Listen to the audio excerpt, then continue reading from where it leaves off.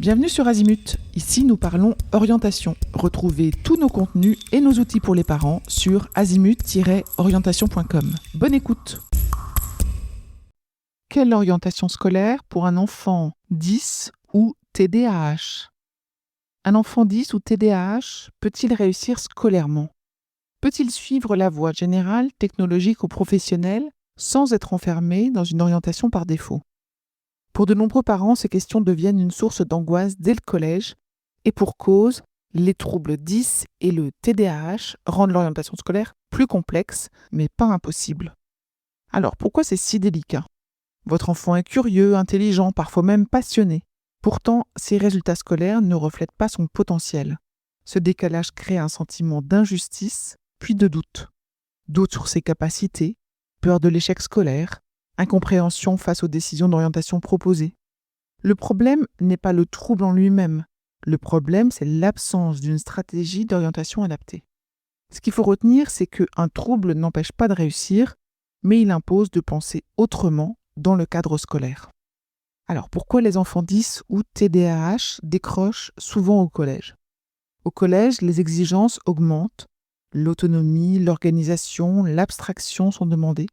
Pour un enfant 10 ou TDAH, cela peut devenir une surcharge permanente.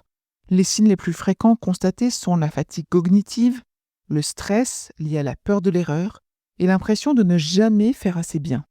Ces comportements sont souvent interprétés comme un manque de travail ou de motivation. Ils traduisent en réalité une inadéquation entre le fonctionnement de l'enfant et l'environnement scolaire. Donc un enfant 10 ou TDAH ne manque pas d'intelligence, mais il manque d'un cadre qui respecte sa manière d'apprendre. L'orientation scolaire, voyons ensemble quand les difficultés faussent les choix. Lorsque les notes chutent, les décisions d'orientation se basent trop souvent sur les résultats et pas sur le profil réel de l'élève. C'est ainsi que naissent les orientations par défaut. La voie professionnelle imposée, le renoncement prématuré à certaines filières, l'autocensure progressive de l'enfant. Or, un enfant 10 peut exceller dans les sciences. Un ado TDAH peut s'épanouir dans une formation structurée et concrète. Ce n'est pas le trouble qui détermine la voie, encore une fois, mais c'est la façon d'apprendre, de comprendre et de se motiver. Alors, quand commencer à réfléchir à l'orientation scolaire? Eh bien, pour un enfant 10 ou TDAH, l'anticipation est un facteur clé. Dès la 5e ou la 4e, il est utile d'observer les matières qui l'intéressent réellement, les environnements dans lesquels il se sent en sécurité, sa manière de mémoriser, de se concentrer, d'entrer dans le travail. Cette anticipation évite des décisions précipitées en fin de collège et permet de construire un parcours plus serein.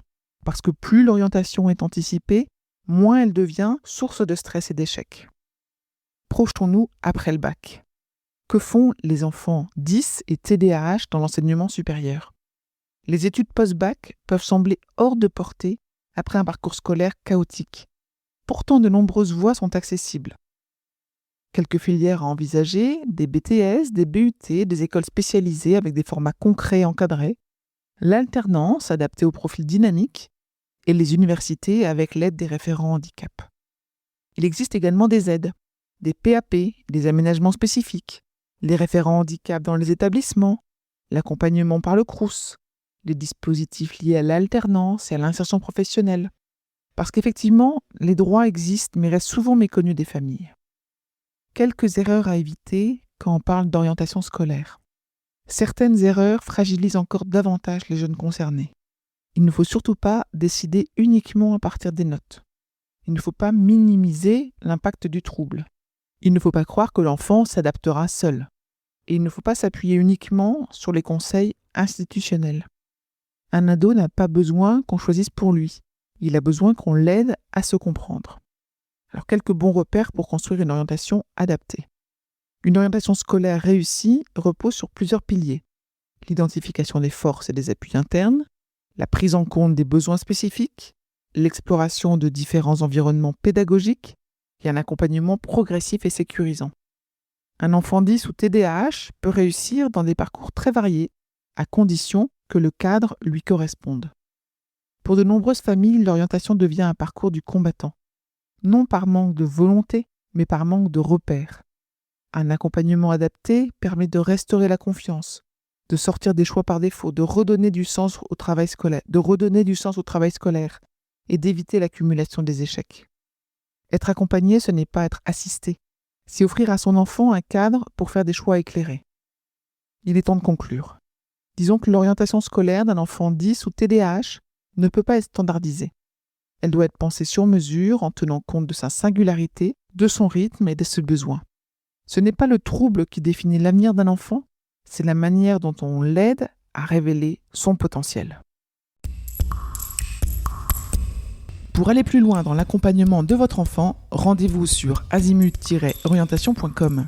Tous nos contenus y sont classés par thématique et vous pourrez consulter notre calendrier, notre annuaire d'experts et vous inscrire à la newsletter pour ne rien louper. Merci pour votre fidélité. À bientôt.